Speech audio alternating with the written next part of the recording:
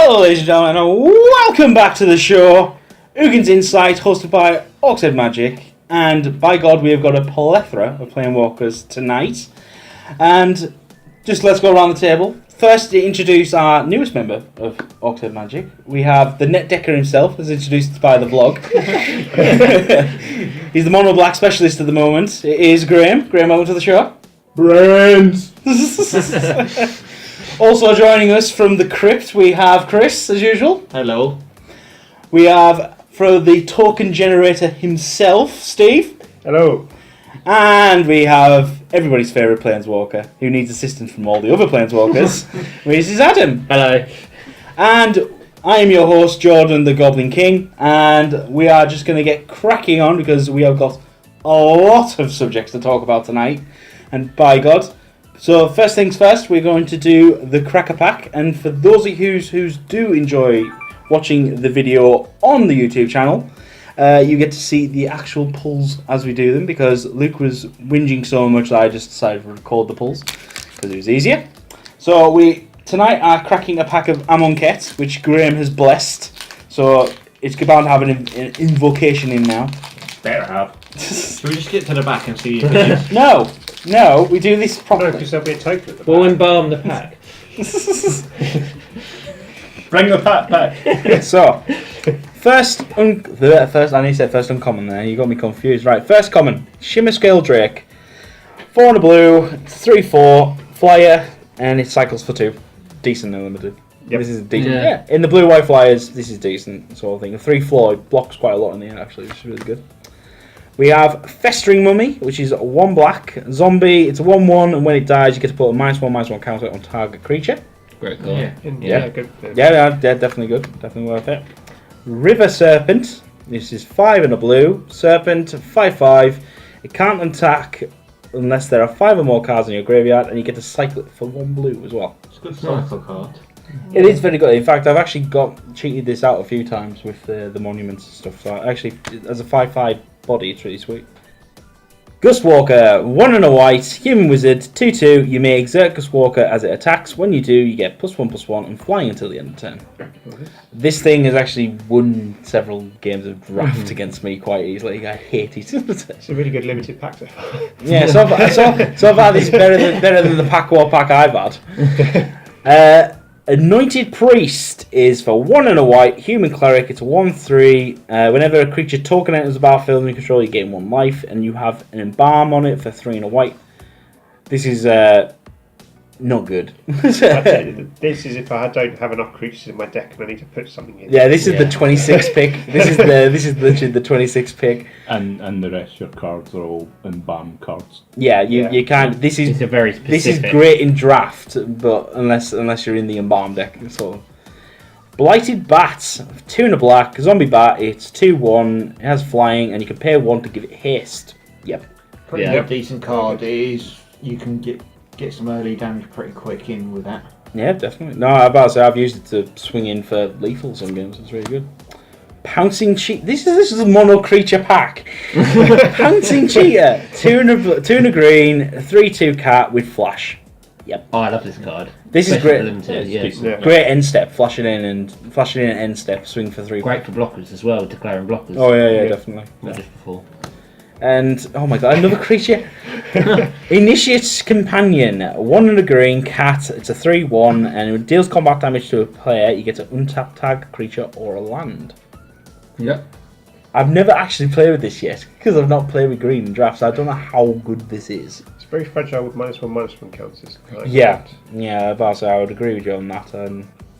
Definitely. Yeah, another creature. Right, is there any actual spells in this pack? Manticore of the Gauntlet, 4 and a red. It's a 5/4. When it enters the battlefield, you can put a -1/-1 counter on target creature you control, and then it will do.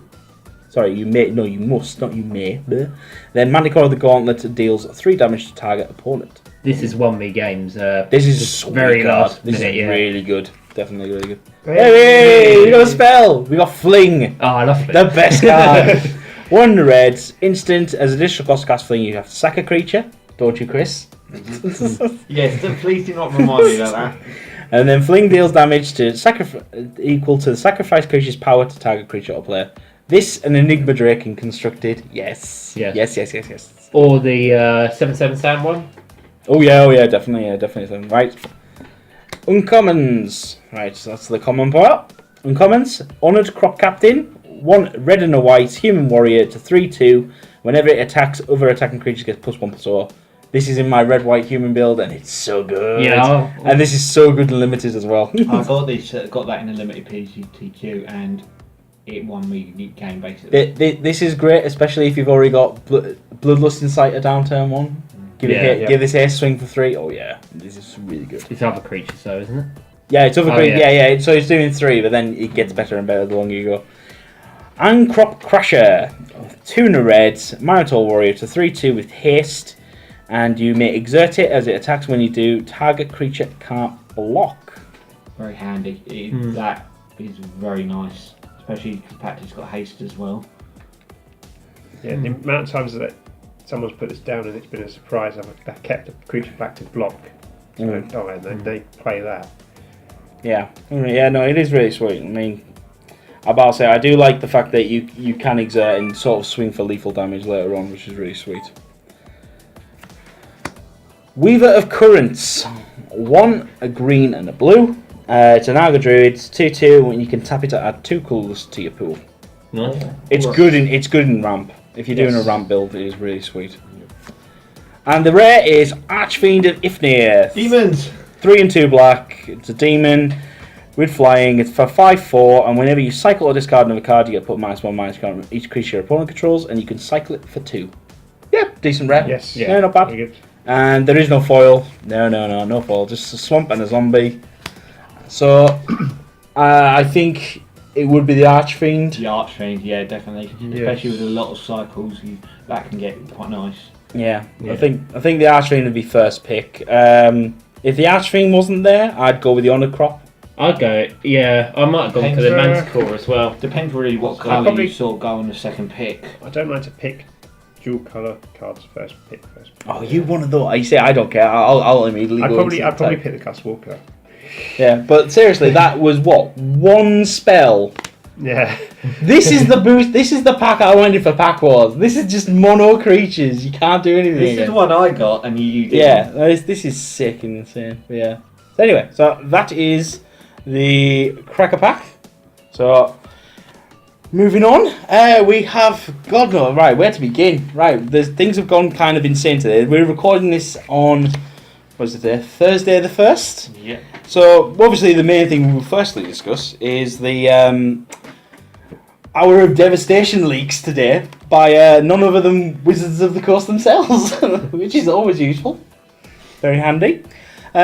So today they spoiled 3 cards, 2 of them being Planeswalkers, which is very nice, and 1 of them being a rare. We'll start off with the rare, because, you know, that's the...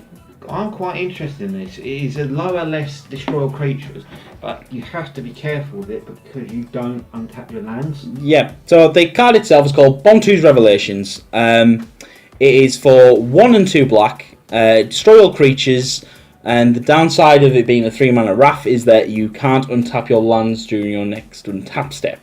So if you're playing this turn 3, you are kind of slightly screwed. Can I make a correction? Oh, sorry, what? We've got Bontu's Last Reckoning. Last Reckoning, sorry, apologies. Yes, thank you, Graham, for pointing that out. So if you're playing this turn 3, I mean, against my deck, my current red-white human deck, this would wreck it turn 3, and I have to rebuild. Yeah. But it's kind of sweet. I think it's more of a late game card when you've got lots of mana. You're in that top deck in Wars, and someone's building a board up, and you just need to wipe the board and reset again. Then it's quite good. Or if because it's a sorcery, isn't it? Yeah. Yeah, if you can do this, with mana rocks instead, or like mana creatures, it's worth it. Yeah. So definitely, I think it's a really sweet card. But 3-mana Wrath, it's going to shake up the format quite nicely, I think. I don't think it will see modern play though, just purely because of that second ability. Really? Turn back. Possibly. No, I can see it in modern. I mean, there's that many mana dorks in modern. Yeah, I could easily see it in modern. Especially if you're facing a Rushter and they've got some If you're first in my mono red goblin list, you want that on turn 3. Yeah. Trust me. Oh, if I've got the nut draw hand, you want that card turn 3. Trust me. It's interesting because it's normally the kind of card that white gets, which is Yeah. the board Yeah. white. Yeah. And so this is now black getting a board white, but they get a slight drawback to go with it. Yeah, well, yeah. To be fair, for a if you were to tell me before, obviously this was spoiled, that there's going to be a 3 mana Wrath, I'll go. That's going to have a drawback, like quite a major one. I mean, obviously, if you play as turn 3, you're taking turn 4 off. There is no way to discuss around this. You are taking turn 4 off if you're playing it turn 3. That's the thing, sort of, especially with the zombie deck. If I play that, I'll probably play that turn 4. It's a good thing to get rid of zombies as well. Yeah. I mean, it's sweet, definitely sweet. Yeah, it's a definite sideboard card for Modern. It's against Infinity. Could it see Legacy? Ooh, I don't know. But then again, there's in Legacy there's a lot of mana rocks as well. So yeah, it's just, there's a few things. There's a few things in it. But moving on, we have the first of the 2 Planeswalker spoils. We'll discuss Samut the Tested. She is a 4-drop Planeswalker. This is in Gruul colours, so a 2 and a red and a green. And she comes in with 4 loyalty, and so 4 mana for a 4 loyalty. Yep, kind of sweet. She has +1, which is up to 1 target creature gets double strike until the end of turn. -2, which basically does twin bolt, which ain't great, but the ultimate is kind of the sweet sort of benefit of her, which is -7. So 3 turns you got to get there with her. But you can search your library for up to 2 creatures and or planeswalkers, and then you get to put them onto the battlefield immediately. So I know people have sort of gone nuts about this in Modern, because in Modern, if you got a doubling season, you can ultimate her, go fetch 2 other planeswalkers, ultimate them for whatever, being, Jace for counters or Tamio for playing your hand. I think Search what you- out another Samut. Yeah. Good game. What you could probably do is, even what Steve said, if I was playing Dublin season, then I'll go Dublin season, Samut, I'll probably go Jace, then another Planeswalker to benefit, maybe Zarak, to get an extra 5 flips for the extra goes. Then you can use the Jace to possibly get a Samut to, then you've got an 8 card, if you've got 4 of each, you've got an 8 card combo going there, and then you could eventually go off with Ugin or Bolas or probably Nahiri to get the Emrakul out and swing, or maybe not Nahiri. You may use Emrakul through Jace probably at that point, because Jace will cast it so you get the extra go. But yeah, it's got lots of potential possibilities with that doubling season, because it keeps it on. It's straight on, straight ultimate, which is really good, and it keeps the Samut on herself, which is a nice benefit. Because actually, if you do Jace, you go Emrakul, then you just +1 Samut on the Emrakul, and it's swinging in for 30. In the air with Annihilator 6. Yeah, which is sweet. Well, no, but you don't get double Annihilator, but Annihilator Annihilator goes for 4. But if we move away from Modern, I think this in Standard will be insane. Oh, definitely. In Red Green Beats, I mean, Red Green Energy's insane at the moment. And even if you don't take Red Green Energy, if you do Red Green Beats without the energy factor, they've got. I mean, they're using things like what's the werewolf double strike spell? But the fact is that +1 does that for you already. So do that. All you have to do is give it trample. It's like Blood Mist, the enchantment Blood Mist, which was give double strike to 1 creature at the start of combat. But it gives you that alternative. It gives you that choice. If you can, I can see this card potentially being played in Marvel at the moment, because you can -7. You will be able to find out, for example, well, in this current one, it'll be 6 mana Chandra and Ulamog, but probably in the new set, it's going to be Bolas, as we're talking about later, and Ulamog. And then you could probably give Ulamog double strike. So if they haven't got any creatures on the board, you can just swing for lethal in one go, and that's it is deadly. I would imagine by you can even do the cheaper version and get Desolation Twin out. Yeah, just for value. I would imagine though, by the time you come up to Ultimate Samut in a Marvel deck, you would have spun enough. I don't think she fits in with Marvel immediately off the top of my head. But there's going to be some weird and wonderful combo. This fits in more with an aggressive deck rather than. Oh yeah. Yeah, I think this is red green beats. I mean, maybe even Naya beats if you go in for if you spread out for white as well. I mean, you imagine giving Gideon double strike? Yeah, that's. Yeah. I mean, you 3-mana Gideon on double strike. Well, that's what, hitting for 8? Gisela. Yeah, Gazelle the Broken Blade hitting for 5 in the air. No, that'll be 10 double strike. Yeah. She's 4/3, so the 8. Oh yeah, sorry, 4. 8, Yeah, double strike. with lifelink. Yeah. With lifelink. Oh, that's sweet. So yeah. So I think in terms of standard, she's definitely Sin Sequel. As we were talking about earlier, Odric is another good combination because it will give every creature double strike. Yep, no, So- that definitely. I think if you were to splash for white and get Odric out, yeah, definitely. It's an interesting choice because they've already released a card for this character in Amonkhet. Well, it's obviously her planes, her spark has ignited, as they say. So are they giving a bit away there? Because I don't know if they've actually put that in the story yet. Well, have they? actually, yeah. Well, obviously, it's giving her away now that she's her planeswalker sparks. I mean, one thing is interesting from going back to the Bontu, the Wrath card, is that the flavour on that. If you could just pull that up for me, because I can't remember it off the top of my head. The flavour of it states. Yes, to the last, Bontu wanted only to be first among the God Pharaoh's subjects. And if you look at the card art, it kind of looks like to me that he's being swarmed and attacked by zombies or warriors or something of the nature. So it makes me think is Bolas betraying them all. Which wouldn't shock anyone, let's be honest. But, No. The big Elder Dragon Huno who's like killed and countless planeswalkers throughout his career. So, it wouldn't shock me for him to betray the gods. Right. But yeah, so I think maybe that's what's happening. So maybe we've already had 2 reveals of flavour there, which is 1, Samet becomes a planeswalker, and 2, maybe Bolas turns on the gods, sort of thing. And So you could literally just build a Samet deck and have Samet Planeswalker and Samet Creature. oh yeah, easily, definitely. Well, there. So I mean, does she have double strike? No, Yes. she already has double strike. Yeah, so She's it's one- got an obscene amount of it. Yeah. She's got haste, Yeah, so yeah. haste, double strike, and then you can pay white to do something as well. Untap another. That's untap something. Yeah, it's untap something, yeah.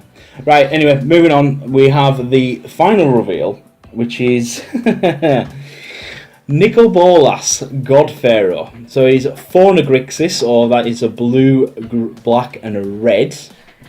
And he's insane. He comes in, obviously, he's 7 mana walker, comes in for 7 loyalty. And he has 4 abilities, so welcome to Jace the Mind Sculptor and Chandra Torture Defiant Realms. He has +2, which is target opponent exile cards from the top of his or her library until they exile a non-land card. Until the end of turn, you may cast that card without paying its mana cost. Very sweet. Is that the Marvel killer? Because you could potentially pull out an Unimog against your opponent. No, it's non-land, so you can cast any if they got a spell. It casts instants and sorceries and enchantments as well. So it's not going to always hit Ulamog, unless you can affect their deck in some way. Yeah. Then he has the second one is +1. Each opponent exiles 2 cards from his or her hand. -4. Nicol Bolas deals 7 damage to target opponent or creature an opponent controls. And then -12, which is his ultimate, is exile each non-land permanent your opponents control.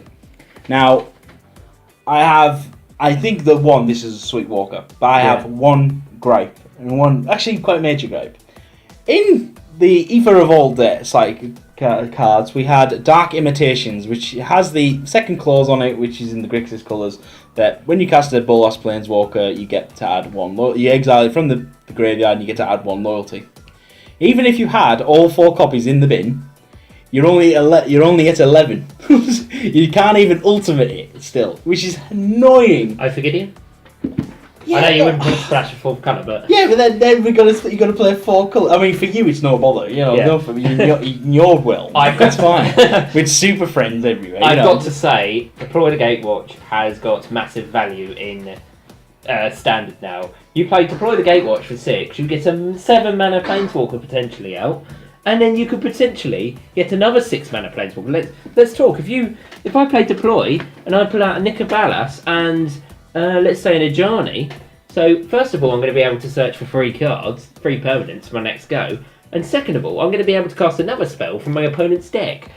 Yeah, It's a massive swing. I think deploy is going to see a little bit of a spike. I think, because especially as it's not rotating. Because I stupidly have been commenting to everyone that it's rotating and it's not, but that's me. But it's going to go into the marble decks, isn't it? And they're going to. Oh yeah, it's a control card. It's going into control builds. I mean, definitely Super Friends. Yeah. But there are many things that there's the Cataclysmic Gearhulk which screws over the Super Friends deck, so that's already being sideboarded. I've run one copy in my red white build, just purely for that matchup. But one thing I'm finding funny is the minus ability, the -4, is for the 7 damage. Because we had the card, was it Deanworthy in current Ether Revolt that does 7 damage to target creature. So where's 7 mana, wasn't it? Yeah, is it 7 or 6 mana? Something Which is like 7 mana for 7 loyalty. Yeah, but the Dean Worthy one does 7 damage as well. So I'm wondering what was the 7. Why is it 7? Because it's it's popped up on this one as well. I mean, the benefit of this one hits a player. I wonder if they've just done Dean Worthy at 7 to balance it in line with Nico Ballas, because obviously they've decided how much mana Nico Ballas was going to be. They probably had the draft of the 2 sets before they were released, and they had a rough idea of where the but Dean Worthy can't hit players. It can only hit creatures. That's true. So it doesn't really affect ball. But the one benefit you've got is that if you cast after say first time, if you cast Insult and you do -4, you're doing 14 damage to your opponent or a creature your opponent controls, which I'm pretty sure you're hitting your opponent for 14. Let's be honest. And the only thing that gets around that is disallow. That is the only thing that'll get around it. I want to take back my deploy comment. Maybe it's the actual optimal choice. Thinking about the colours, okay, it's going to be 4.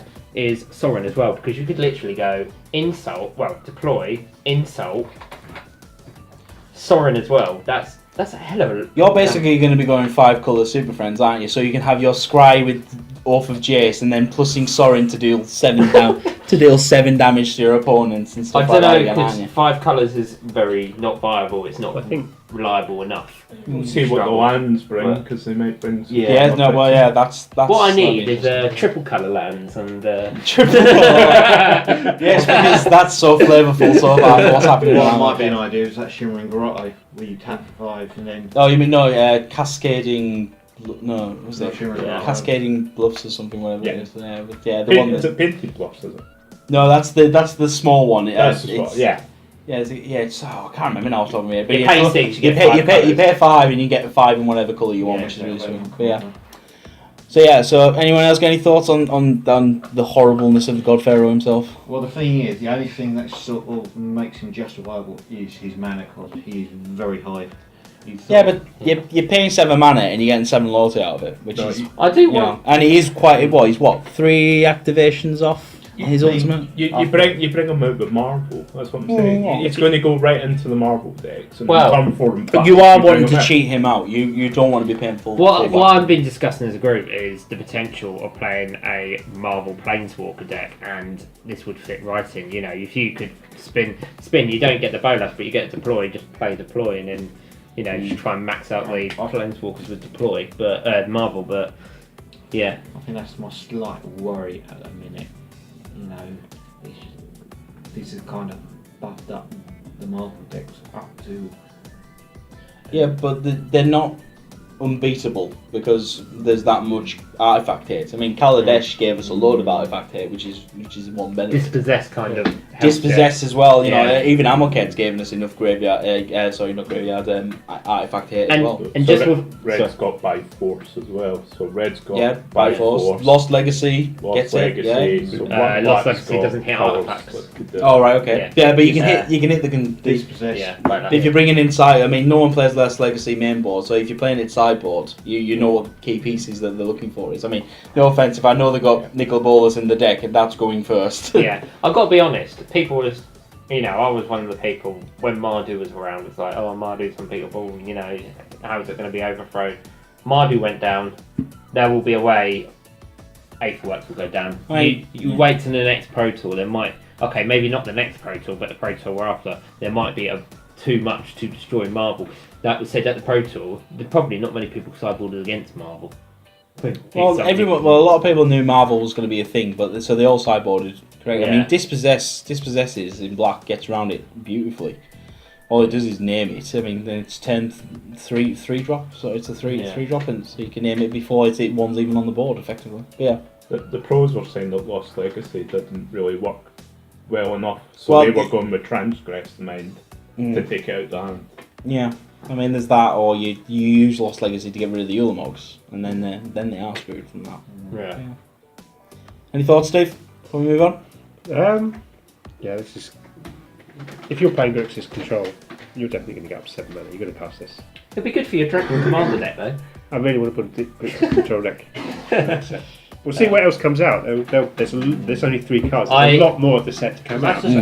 I do wonder if there's going to be any more hidden Planeswalkers, and Well, how many was there in Aether Revolts? There was Tezzeret And a Jarny, that was it. and a Jarny. Yeah, so there's might only be two. only 2, yeah. So there's only 2. So and this is the smaller set, so there might only be 2. Maybe there might be one more. Free in Amonkhet, so you had Liliana, Nissa, and Gideon. Yeah. Wasn't Battle for Zendikar had less though, and then for the game. Yeah, it did, yeah, but more. that's before they Yeah. started increasing the walkers. Oh, okay. Well, it says start from this one. There's going to be less Gatewatch Planeswalkers, so probably this is it. Unless there's a new character coming in, this is it. Yeah. Yeah, about to say, I think it'll be interesting. I mean, because we know that Ajani, in lore-wise, is on Dominaria finding other walkers to fight against, so he might bring a random one back, or either a new one or an old one who's not been featured for a while. But yeah, it'll be interesting. Anyway, so moving on. Next subject is last week we had an interesting thing occur, which was another set of leaks, but this was for the upcoming Commander product. And this was actually spoiled by, it's not spoiled, well we can't call it a spoiled because it's not official and it's not been commented as official yet by Wizards, so we'll call it a leak, let's be honest, by at turn 140. Now that's not to be confused with the actually well-known Magic the Gathering podcaster and that of T1 Thoughtseize, who did get in touch with Wizards immediately and said, "We do not have an Instagram account. This is not us. Please do not do anything to us." So, and apparently there's been a load of backlash on the guy, and he's deleted his Twitter and his Instagram account and stuff like that. So I don't know whether they found him or not, but that'll be interesting. But yeah, there was a load of leaks, and it turns out that if it is correct, then one of the tribal commander decks that's coming out is going to be dragons, which one person who's currently at the table is quite excited about. Yeah. You know we're all going to start putting Dragon Hate. Oh, there's going to be dragon hair going. You already do. So. I thought you've been asking for it. Yeah, to be fair, right now there's a lot of reprints of quite good dragons anyway going in, according to this leak, which is a lot of the Fate Reforged dragons and stuff like that. So nothing surprising there. But some of the new spoiler ones looked really sweet. One of them being the Dragon himself. So actually, Sion's daddy is actually being printed, and he has Eminence, which allows, if he's on the board or if he's in the command zone, he reduces the cost of all dragon spells by 1, which is really sweet, actually. Very cool.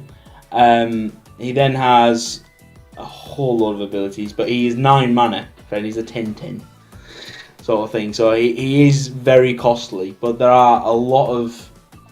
I mean, there were a lot of leaks went up, and there was lots of other cards.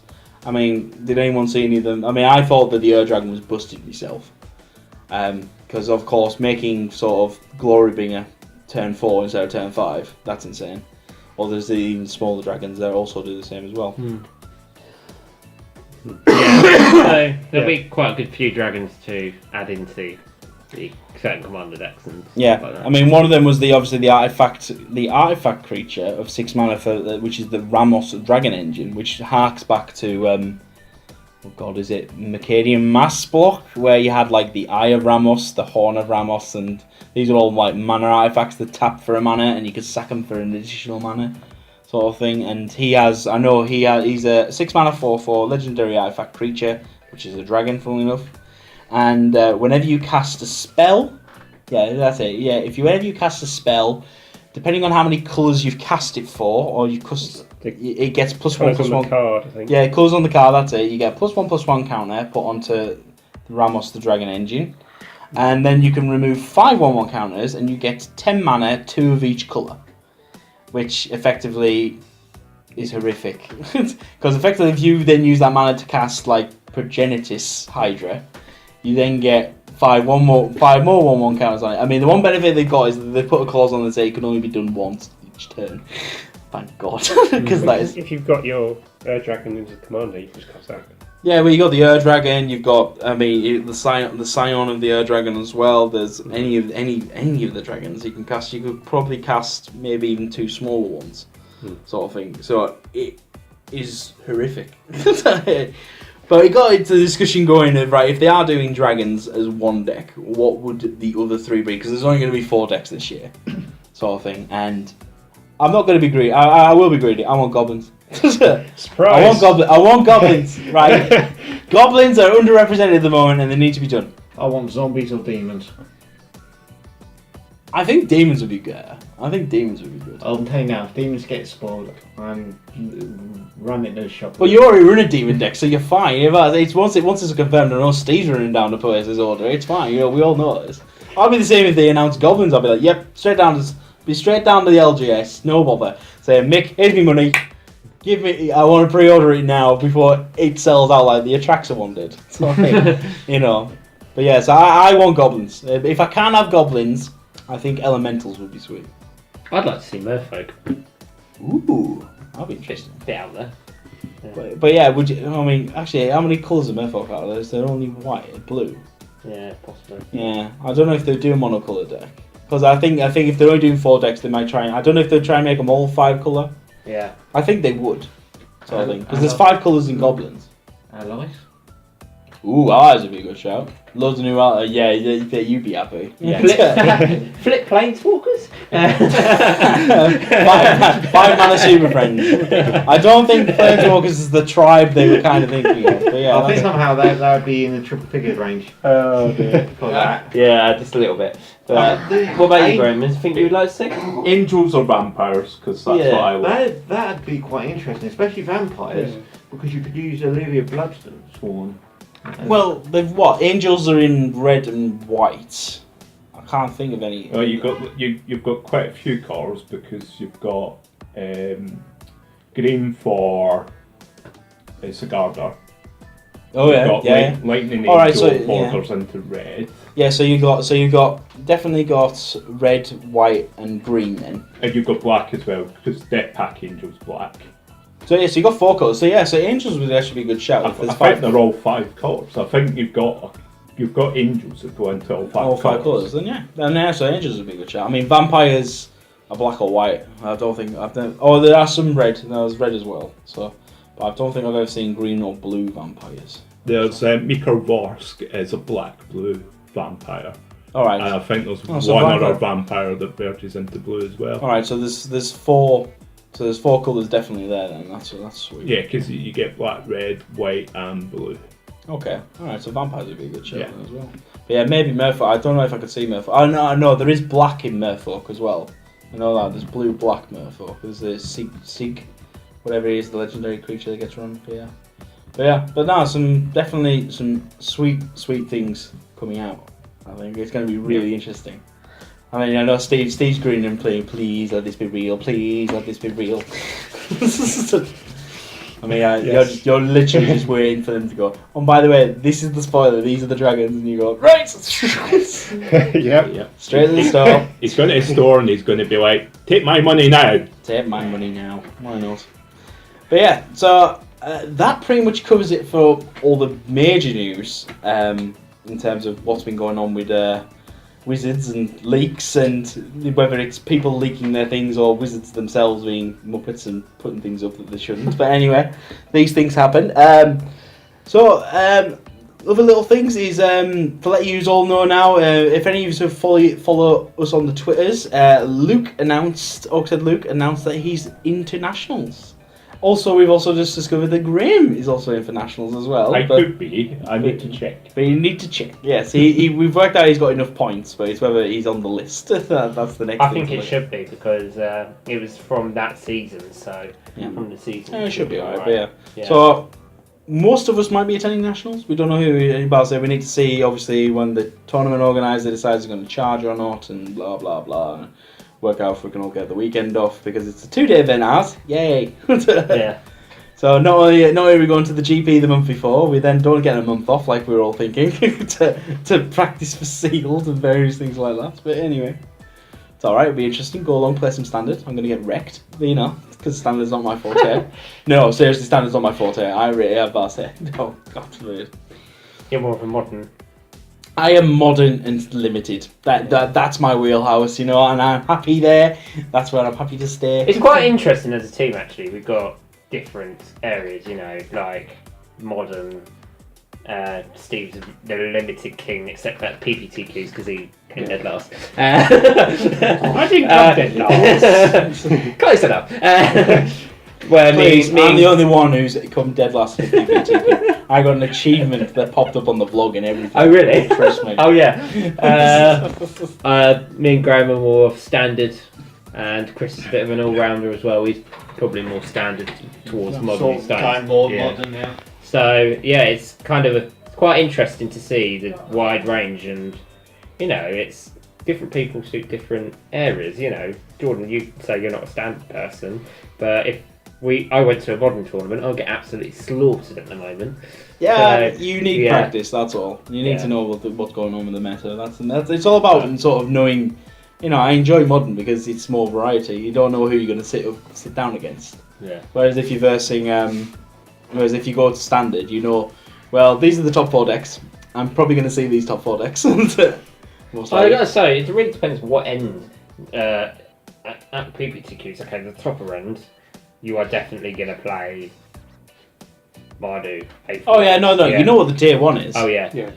But to be fair, it's like, for example, when we go to the GP modern at Birmingham, I'm going to be paying close attention to what deck Saffron Owen's been building like 2 weeks previously. Yeah. The Seth effect is real, right? He comes up with some weird decks that he plays. And I will actually go, you know, I'm going to put in a sideboard card against this, because it will. I guarantee I'm going to sit down and I'll just go, what on earth are you playing? And just go, oh my god, it's that deck.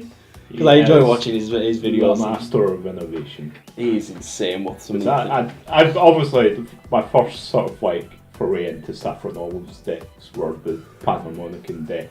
Oh which yeah. I thought was obscene. And then he came along with the Paradox Indian one and the whales, and I went, I love that. I need to make that. Yeah, the Marvel Paradox deck was insane. Yeah. It was funny because I took it to a PPTQ and I did actually get to a point where I was just bringing whales and A for 1 baskets out. My opponent's face was absolutely livid. He was sat there going, oh. The judge was face palming there because you were taking about 20 minutes to do one go because you were getting so many whales out. Oh dear. So yeah. No, so that's a little house update. Other things is for those of you watching, been keeping a close eye on the channel, on the YouTube channel. We have been doing the vlogs again. We had a little break for a little while, maybe because we kept forgetting to film things. Well, I'm not gonna lie. Come on, we just weren't filming things. It was kind of our fault, but anyway. So we are back at it, and we've got a couple of vlogs coming out, which are some of them really sweet. And so as the PPTQ that the lads have just mentioned, that will be up in probably a week from the YouTube video of this one, maybe 2 weeks, depending on how I get this up in time. But yeah, so that's going to be interesting. And the last announcement, which is quite a major one, we are nearly at our 2-year anniversary for the YouTube channel. Yay! And I've decided that I'm going to do a little mini giveaway, and we're going to do a mythical giveaway. Hint, hint, hint. Just drop that little subtle in right there. So one thing I would recommend to do is that if you do want to get in for the free giveaway, I don't know when the video will be going up, but I highly recommend you go to the channel and hit the bell notification, so when you get informed of all the videos that get released. It's very useful because I do have some people who at the last giveaway said that they missed it and they wish they could have gotten in for it, and I was like, well, if you don't pay attention to the videos, how am I meant to tell you? Because I do retweet them quite often while the competition's running and stuff like that. But yeah, so definitely worth checking us out on the YouTube channel and whatnot. But we're going to call it a night there because pizza's just arrived and we're all hungry. And yeah, we're going to probably play a game or two if we can. And apart from that, I'm going to sign off now from Team Oak's Head. Goodbye. See you later. Bye. Thank you for watching the video. Please remember to hit that like button, it supports the channel for free. Also subscribe, and remember, if you don't want to miss any videos, hit the bell icon right next to the subscribe button. Thank you for watching again. Goodbye.